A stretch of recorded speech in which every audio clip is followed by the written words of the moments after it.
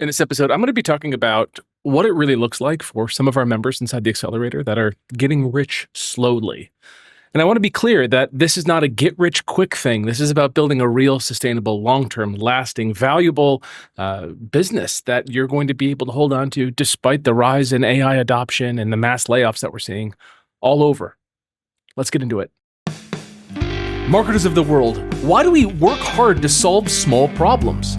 Why do we reinvent ourselves and our clients over and over? And why are we giving away marketing strategy for free?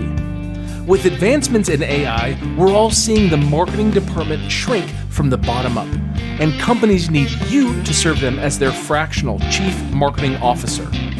It's time to solve bigger problems and bring home a bigger paycheck. It's time to create the lifestyle we deserve and to make a greater impact. This is the Fractional CMO Show, and I'm Casey Stanton.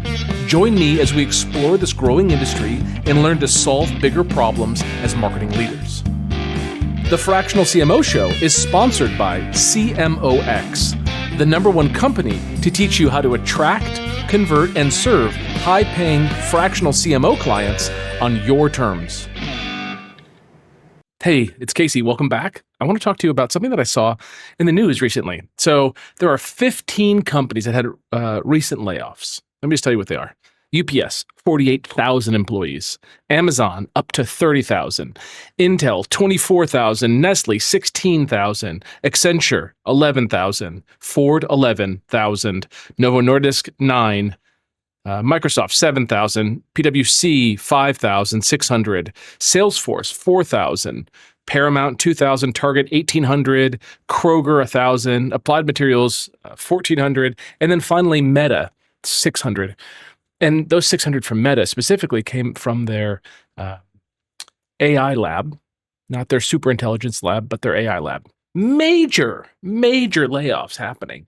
And they're just kind of churning, right? And the news cycle right now is just so busy. And there's so much that's going on right now. You've got, the war in Israel-Palestine. You've got the war in Ukraine. You've got the war in Sudan. You've got like all of these major conflicts happening, plus all the stuff that's happening in the United States around the government shutdown. Plus the holidays are coming up, plus these tariffs with China and Canada. And it's just like, it's a crazy time right now to try to sift through the noise and find find the signal in the noise. And I want to provide that for you. I want to tell you what I'm seeing. So first and foremost, this big idea here is that being a fractional CMO, you're not going to get rich overnight. But I really do think that you stand a solid chance to get rich slowly. And you're in control the whole way. And that's such a big deal in this time of great instability that you can kind of relax into something that works and you can work for years somewhere. Now, again, I don't believe like my father did that I can have a job for the next 25 years, like by working for somebody else. That doesn't exist, right? My dad was at IBM for 25 years and retired. I don't have that opportunity. I don't think you have that opportunity. I think what the world looks like in 25 years is just like kind of anyone's guess. But we can see 2 or 3 years out, and I think you can lock yourself into 2 or 3 year long contracts with folks. Take for me, for example, probably the day that this episode comes out, I'm starting with a new client, and we're locking into a 3-year contract. It's pretty nuts. It's a long contract. Let me tell you though, any money stress in my life is just gone when I have long-term contracts, right? And like, sure, something could happen to the contract. The person could disappear. They could not pay me. There's plenty of problems that could happen. But I'll tell you that my level of confidence with these people, because I know them, I think pretty well. We've had real, honest conversations. I've looked at the P&Ls. I understand the balance sheet. I know where the business is. My confidence is that I can build this fractional CMO practice and keep it super, super simple and make really great money on it and not have to worry about money. And I'll tell you that the clients that I work with personally are absolutely like morally neutral, maybe slightly morally positive, certainly not negative. And I think that's an important thing. I've mentioned it before, but I think it bears repeating that you can go work with companies that you're not making a huge like impact with. Let me say that like this emotional impact. Like you feel like you're doing good in the world. Like you're working with a nonprofit that's like providing water to people in countries that don't have access to fresh water. It's not that work. It's just like good work that pays well, and you get to build a team, support the entrepreneur, and support all the customers, and enjoy it and make good money along the way. And then with the rest of your time, you can go donate that. Uh, I saw a book came out from the Ram Dass Foundation, the Love Serve Remember Foundation, and I reached out to him. I reached out to the executive director there. I texted him and I was like, "Hey, congratulations on the book release. Let me know if I can help." And we have a call scheduled for next week. And I'm just gonna like give them my ideas and help them out, and probably spend a day just playing around and building some stuff for them. And it's for me to like go play in the sand. I get to go do that stuff because I care about what they're up to, and I want to see them successful. But I also don't want to ask them for money because it's a foundation and they should spend that money doing other stuff instead of paying me. That's how I see it. So I freely support organizations that I believe in. And again, this is my belief here that I think you should be full priced, and that price should always be increasing. Every new sale, every quarter, every year, certainly increase your price, or be completely free. Those are my relationships. Full price or free. That's where you want to be. I met a great photographer when I was in Albania, and he wanted to kind of host his own photography events. And I peeled off some time with him, and I kind of chased him with it. And I was like, "Hey, like, I want to see you host these events." And he's like, "Okay, like, what is the profit share? What percentage of the profit do you want?" And I was like, 0%. I want none of your money. I will never ask you for $1, and I want you to ask me for any help that you need. I'll say no a lot, but I'll help you, where I can and when I want to. But it's just for the joy of it, because I think he's really special. I think he's really good, and I want him to do it. So as I record this, he is doing his first workshop, and I helped him get it launched. And that feels meaningful, and that feels great and helpful. It didn't take me a lot of time, all in, 10 hours to kind of talk to him and work him through it and write some copy for him and that kind of stuff. I just had some fun with it.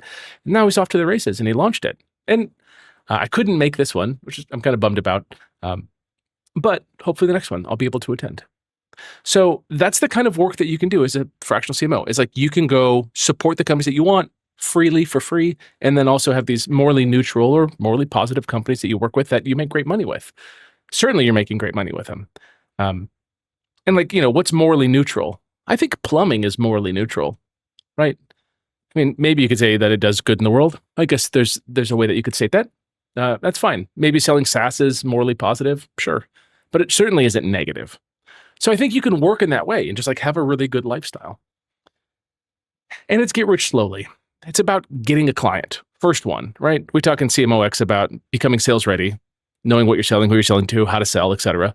And then getting that first client, kind of by any means necessary. And oftentimes people get that first client and it's an imperfect client. It's an imperfect fit. And I could tell them, hey, it's imperfect for these reasons, but that's not helpful. What's helpful is for them to sell it, collect the cash, and then work with them for 30 days, and then have them turn back to me and say, whoa. Let me tell you about one of our members. So Lisa is one of our members, and Lisa just closed a client, and that client's at $10K a month. And I'm really proud of her. She's worked really, really hard to win this deal. And she sent me a message in Boardroom. She and I have a little bit of a private chat, and she said, "I can't believe I'm only charging $10,000 for this." I'll tell you, when she joined the Accelerator, $10,000 I think was way out of her purview of what was possible. And now she's charging $10,000, and she's like, the next one has to be at least $15,000. That's where she's at. She understands the value that she provides in that short amount of time that she works with that client, which is like 10-ish hours a week. So pretty incredible to think of that, landing her first client and immediately saying, I severely undercharged, despite charging $120,000 a year. Pretty cool. Not uncommon. And there's different types of people that do that. There are the people that come into the Accelerator that think they're more talented than they are, which I don't think is a bad thing. So hear me out. They come in and they think like, I can do it. Shoot, I've worked in this company, this industry, this agency, whatever, for so many years. I can just crush this. I'm the guy. I'm the woman. I can do it. And they go out and they swing a big deal and they win it. And then they figure out that they actually have to level up their ability to service them. But they sold it. And then they got to make good on the sale. I mean, I think there's probably some more late nights of them working to get up to the level than they were expecting, but they get up to the level and they maintain the client relationship. And then there's the other people who come in saying, oh, I'm going to charge a small number. I'm going to charge $5,000 a month for 10 hours a week, something like that, like $5,000. Like, ooh, that even feels like a lot. And those folks, takes them a little while to build up that confidence. Usually at least the first sale is required, and then they have the confidence. I'll tell you, charging $10,000 a month for your first gig to me is still so crazy, because my first one was $7,500 and I was working probably close to 20 hours a week. And I had a Raf with me, who still works with me at CMOX, but he was like my assistant at that time. And, I had like a lot of overhead to have Raf, and I had that one client, $7,500. So when a CMO comes in and they swing their first deal as a single Pringle without any support on their side, like no assistant, no overhead, and they're charging $10,000, it's a big deal. So I think that's awesome. So that happened with Lisa. And then we got another one, Ben. If you listen to maybe the 200th podcast episode around there, Ben shared some of his experience with winning some big clients and seeing his revenue grow. And like, that's super exciting. But it's not the sprint that I'm excited about. Like, certainly hitting those big numbers is great, but that's kind of getting rich fast, right? Ben has been able to maintain those relationships, and that's the key here. The maintenance, the maintaining, the getting the clients to continue to renew. That's where you got to be. That's where you got to go fight. So it's not about just winning the client and saying, I did it, because there is some renewal term in your contract, whatever is written in there. The more experience you get, the better you get. I want you to have long-term renewals, like 12-month renewal terms or 24-month renewal terms or something like that. But for Ben to maintain that revenue is a demonstration of his ability to serve the client, but also to continue to build a bigger future for them that includes him. It's a big deal. So maintaining big revenue arguably is more important than hitting big revenue. And we've seen people in the Accelerator come in and get up to $80,000, $90,000 a month, which is crazy, especially when these people were making $150,000, $200,000 at their last job. And they just speed run to $80,000, $90,000 a month. Crazy numbers on a very small team with low overhead. They're probably pocketing, let's say, 60 of that, 70 of that. Those people don't often last at that level because they went from zero to hero overnight, and they just don't have the systems in place to be able to maintain it. So inevitably they lose a client, and then another one, and then another one. And they kind of go up high, and then they go down to a midpoint, and then slowly build their way back up. And there's nothing wrong with that. I think there's some like reputation management that you want to consider. Certainly, like, life is very different when you're bringing in $60,000 a month in your pocket, right, before taxes. Like, that's a very cool place to be. But if you do it at the cost of burning some relationships, maybe it's not worth it. And maybe if you took an extra 6 months to get there, it'd be better. So I'm not a huge fan of you taking on too many clients back to back. My preference is that you take on one new client a year. That's where you want to get to. To get started, you got to take on more clients than that if you want to get to a load of 3 to 5 clients. But then after that, you just want to cycle out one a year and just add a new one every single year. Your life is really simple. That's what I'm looking for you. Like, simplicity is so important here. The way that I show up for clients is the same for all my clients. The way that our CMOs show up is the same for all their clients. It's not like they have to go change their clothes and pretend that they offer different services for different clients. Like, oh, for you, I offer CMO stuff and copywriting. And for you, I do CMO stuff, plus I have an agency. And for you, I do CMO stuff, plus I coach the sales team. Like, they don't really do that. They just show up as the CMO for all the clients. And either the client gets them for a couple hours a month or 10 hours a week. That's it. And they just do what they do. So that is a level of simplicity that's helpful. I mean, to me in my life, it's really critical right now. Just with all the stuff that's been happening in my personal life, with my dad and just with travel, and now we're getting into the winter holidays, I just don't have the time to be like my most creative self. I'm kind of tied up mentally on all these other things that are going on. So the last thing I want to do is have to live in a world where my income is predicated on my ability to be radically creative every single day. I just don't have it. right? Some days I just don't have it. Sometimes I wake up like a little tired and I just kind of chug through the day, kind of barely getting through. And I just, I just need a nap, right? Like it's tough. I want to have a role where I'm still valuable when I'm that person. That's what you can do as a fractional CMO. So I think that that's like an important consideration. I'm optimizing for my worst days, right? Like I'm trying to build a business that supports me on my worst days, not a business that supports me on my best days. That's easy. It's just the worst days. That's the one. That's the one where you're backlogged on email. How do you make sure that something bad doesn't happen? Like you don't miss something critical, right? That kind of stuff. All right. Let me tell you about another member. His name's Sean. Sean came into the Accelerator and said, I don't know what industry to be in. And he came as just kind of a blank canvas. And I questioned, like, what was your experience or whatever? And we just kind of couldn't find anything that was really strong for him. So I offered an industry for him that he hadn't ever considered that I think is a strong one. And he's like, yeah, let's do it. I'm in. And I didn't understand his level of commitment. Oftentimes people come into the Accelerator and like their level of commitment just like isn't big enough. They're not committed. They're kind of dating it. They're kind of like watching it on TV while they're playing on their phone. Sean went in. He went hard. He flew a couple months ago to a conference, and I was like, "Oh wow, that's big. Like those conferences aren't cheap. You're gonna spend a couple grand to do that. Sweet." And then come to find out, he's coming to my town to go to a conference. So we got together, and it was awesome to see him. And we were out for a walk in Philly, and we were walking through Old City, right through Washington Square Park. And I asked him, what's your outcome for this conference? And he's like, well, it's like just like 2 hours tonight. It's a full day tomorrow, and it's a couple hours the next morning. I want to get 18 booked appointments out of it. That's hungry. That's hungry to get 18 booked appointments out of it. I talked to him afterwards. He had held 11, and he was still working to get the rest of them scheduled.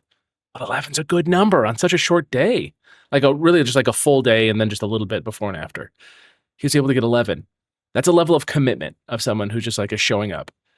He recently won a client, and the first time he won a client, he wasn't too proud of his delivery to that client. And he went back and made it right and delivered something that he was proud of. And now he's improving it, and he's asking really great questions to make sure that he delivers to this new client something even better. So that's something that I think is important. This idea of like, if you're not embarrassed by your first delivery, like you're probably moving a bit slow. And there's a line to that, which you have to consider. Like, I pulled that kind of from Reid Hoffman's quote about, if you're not embarrassed about your first product launch, you probably launched too late. I think that's true. And I think that there's a way to like, make sure that you do a great job with the client. But regardless, Sean went back and he's continuing to fight and he's staying in the game and he's staying in the conversation. And success, I would say, is absolutely predicated not on some quick fix, though the shortcuts of all the stuff that we do in the Accelerator is incredibly useful and will absolutely shave, I would wager, years off of your time. But also just time in the game. Like if you really want to dominate a niche or an industry and you want to get past just referrals for business, you have to be somebody. You got to be the person that people think about when they think about a problem. And that takes time to build. And that takes real relationships and real people that you're talking to. So just consider that. And Sean's a great example of that. Someone who's just like locked in, focused, working hard, and doing whatever it takes. We also have a new member, Jessie, who came out to the world that she's doing fractional CMO work. She joined the Accelerator and she considered what she was doing. And then she just kind of went public with it and told people. And when you're the kind of person that declares something and follows through on it, people's attention gets magnetically attracted to your announcement. If you're the kind of person who changes who you are every other day, not really helpful.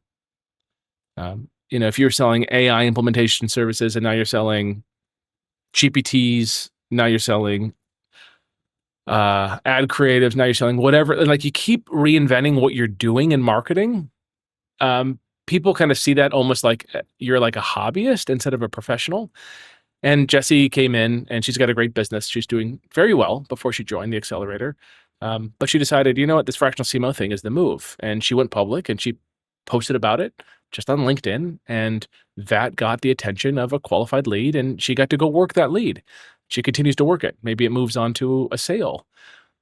But that's an idea here of just like committing to something and doing it and being the kind of person that follows through.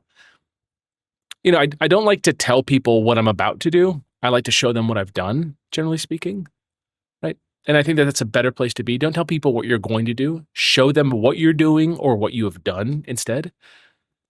I remember when I was working on my first book, The Fractional CMO Method, I remember just like telling people and feeling so good about it. I was like, I'm gonna write a book. I'm gonna write one. I'm going to write one. People are like, oh, that sounds cool. And I was like, yeah, that does sound cool.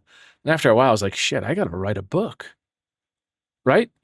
And then it's about like, ooh, I just finished half the book. That feels interesting, but kind of no one cares. And then finally, when I launched it, do people actually care? Does like the level of response I got from folks like actually meet my expectation of what I think someone of value should be doing? Like someone's like, oh, I'm going to do this thing. I'm going to apply to law school. It's like, okay, cool. Let me know when you've applied. You know what I mean? Like, let me know when you get into law school. Like, show me the outcome of your work. Don't show me your idea, because ideas are cheap. So it's like your commitment. Commit less often and commit only in big ways. That's why I committed to be a fractional CMO, and I haven't changed that. I'm a fractional CMO. That's like who I am. We've got another member, Daniel, and he is in one industry very tightly. When he joined the Accelerator, he was in that industry and he's kind of continued to stay in that industry. It's a good industry. However, he had a conversation with a company that is in a completely different industry. Think of like medical versus home services. And he just closed this home service company. And it's awesome. And he's doing it in the methodology of CMOX, kind of what we refer to as like the holy book of how to do it, which is delegating everything except leadership, practice predicting the future, solving bigger problems, the big three. That's what he's doing.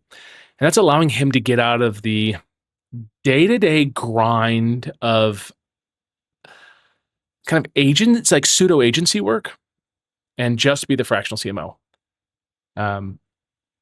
I don't think I'm speaking out of turn here. I think it is just generally hard for folks that come in that have been selling folks in the agency model. Like there's a mental shift. It's like, can you take the people that are in your pipeline and change them into fractional CMO clients? Yes, you absolutely can, and I have proof that you can. But I also think that there's a muscle memory. You just go back to it. You know what I mean? You just go back to that agency kind of approach to life. So getting into a new industry completely where Daniel doesn't have the same kind of canned campaigns that he could roll out and have the team to execute them, but instead he's like thinking new campaigns and like kind of dabbling in a new niche. I think it's really good for him and stretching his brain. And even if he doesn't stay in that niche, even if he just cycles his client out in 3 months, 6 months, 12 months, whatever, he'll still be better as a result for it.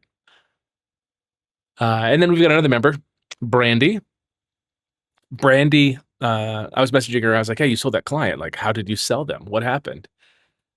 And this level of confidence that just kind of came from her was so cool. She says, I talk the talk because I've walked the walk. She's somebody who's done it before. And she met with a client who needed something that she's done, and she could talk intelligently about it. And she didn't talk in such a way that the client was like, cool, I got all the information I need. I'll go give this to my team and they'll execute it. She talked in such a way that they realized that what they needed was a marketing leader. Remember that we're not providing marketing services like implementation services. We're providing leadership. We're providing strategy. We're saying this is what needs to get done, and this is what it looks like when it gets done, and this is a job description for the person that we need to hire to get it done. It's not you doing it. It's not you pulling in a 1099 underneath you to subcontract into the client. It's not that. It's the client hiring full-time employees. So Brandy's a great example of someone who is like successful in doing a thing before and found a great client, and she just told her story and they were like, oh my God, you're the one. It's kind of like, think of it this way. You see all of these execs from the finance world become consultants. And the reason is because they understand how the world of finance works, and then they can go and consult and say like, hey, here's the shortcut that you don't know, that you didn't know. Here's the relationship that I have that I can introduce you to that will get you to the next level faster. That's what you offer as a fractional CMO. It's like you offer that strategy. You know what works. You've got a playbook. And then at CMOs, you have the whole functional marketing framework that you apply to the business to kind of cover up all the gaps that you might have in your knowledge or experience. But you're always going to bring some special sauce to the work that you do. For me, my special sauce is going to be around kind of the intersection of marketing, direct response marketing specifically, and technology. I just know that space really well. And when I talk to folks, they're like, "Oh my God, that's what we need." Like multi-touch attribution, yes, absolutely. Other folks don't have that. They're more in like the design branding side, which is great. I don't have any strengths there. They're going to close clients that have more need for that kind of oversight. That doesn't mean that I can't help a client with branding and they can't help a client with multi-touch attribution, but I'm probably better at one thing and they're probably better at the other. And that level of experience is really helpful when you talk about it directly to the client. You say like, this is who I am. This is what I've done before. And the client's like, yeah, that's what I want. They're attracted to you. All right. We've got another member, Mandy. She just closed 2 clients. Just cool to watch someone who came into the Accelerator, and just committed and is working hard, just a hard worker. It's a really, I really appreciate hard work. I don't appreciate fairy tale thoughts, wishful thinking. Like there's something about being positive and hoping things work out. But what's not cool is just kind of like not working and hoping that the stars align. Opportunity comes to you when you do the work that's required. Mandy did the work that was required and she was able to close 2 solid clients out of it. That's like a really nice income coming in, especially for Canadians that charge in American dollars. So they're charging US dollars. They're charging 10K US instead of 10K Canadian. It's pretty killer. Canadians getting US companies as clients is awesome. And I would say that I see zero hesitation from American companies hiring a Canadian. Maybe there is some hesitation from Canadian companies hiring Americans. I don't have data to suggest that, but it would kind of make sense with kind of the current trade war and the dip of tourism that we're seeing. Canadians probably are hiring Canadians more, but the US will hire anybody who's smart. And then one other person I wanted to talk about was Jennifer. Jennifer's an awesome member of ours, very talented, had a VP role at a major brand that you would know, I bet. And she just landed a client at 16K, which is pretty cool. 16K a month. And what's important about that one is like 16K is big. It's kind of on the Mount Rushmore of, certainly is. It's on the Mount Rushmore of the high prices that people have charged. 15K is usually a ceiling for most. 15K with upside maybe, but 15K nonetheless. So 16K cash that's a big one. And she was able to do it because she's the right person for that client. Like she is the right one. I think that that's so important to recognize. This isn't her extracting $16,000 a month from some company that she may or may not be able to help. This is like a match made in heaven. This is the perfect company. She has deep experience in the industry. She knows who the client sells to. She's had successful campaigns selling to very similar customers before. Her ability to go from like starting, like day 1 start to like day 30, she's going to deliver so much value and the client's going to make money based on that hire. That's why she can charge more. I want you to understand that she isn't charging more because she's like tricked them.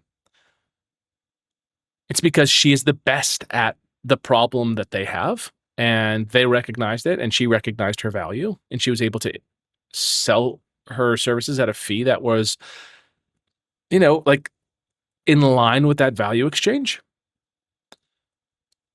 There's this joke that I heard a long time ago. It's kind of a joke, but not really. It's that we want clients that are rich, that pay on time, and that are very slow moving. And I think that there's like some truth to that at some point in life, like that feels good. But also it feels like It's just as slow and it's not fun. And I don't think you really want that over time. I think you want faster moving clients that have big budgets with big teams that pay you on time, but will also cycle you out if you don't deliver. That's a much more fun place to be. And if you can find a client like that who also has a problem that is specific to one that you've solved before, you can charge a premium out the gate. First client, you can charge a big premium. If you're like Sean, which is a great marketer, but not any industry experience deep enough, then you got to build that. You got to build that notoriety. You got to build that understanding that you're the right person. You got to get just a couple wins under your belt, like 2, 3 clients of wins under your belt. And now you're off to the races and you can do whatever you want and charge any fee. But you have to start somewhere. So both of those, Sean and Jennifer, both locked in and were grinding to win clients. And they both have done a great job, but they're in different places. And I just want you to consider where you are. Are you someone who's got a lot of experience in a specific industry? And if so, what's that Goldilocks client for you? Or it's the perfect fit where if they heard from you, they would turn to their spouse or their business partner or whomever, and they'd be like, oh my God, you won't believe who just messaged me. This is the person that we need. Can you find that? And on the other side is if you don't have any specific experience, like back when I worked at the agency, years ago, I worked on so many different projects. I didn't have any real significant wins I could stack. Like I can tell you a story of how some of these wins kind of fit together, but in reality, they didn't.